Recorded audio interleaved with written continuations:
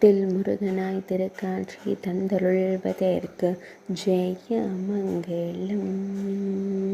அழகிய தொட்டிலில் அமர்ந்தருளும் குழந்தை வேலனுக்கு சுபமங்களம்.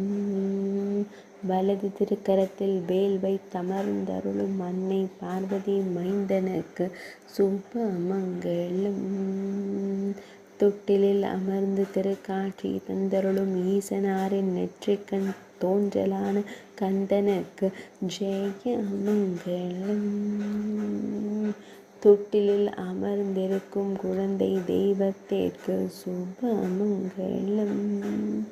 ஆனந்தமாய் பக்தர்களை காத்தருளும் அன்பு வேலவனுக்கு ஜெய மங்களம். இடது திருக்கரத்தினால் அபயம் தந்தருளும் குழந்தை தெய்வத்திற்கு சுபமங்களம். பக்தர்களுக்கு மகிழ்ச்சி தந்தருளும் அன்னை வேல்விழியாள் தனையனுக்கு ஜெய மங்களம்.